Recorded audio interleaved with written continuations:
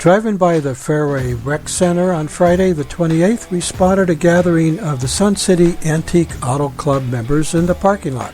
We stopped by with our 2 cameras and took a few pictures. The next day, while shopping at our local Safeway, another group was holding a car show at the parking lot. Using our Samsung S10 Plus, we had an opportunity to try out the phone's 3 cameras. Later that afternoon, we came home, put all the pictures on our computer, ran them through Adobe Lightroom, and then loaded them into Magic Movie Edit Pro. We then added a bit of background music from Artlist, and voila, the video you are now watching. Enjoy.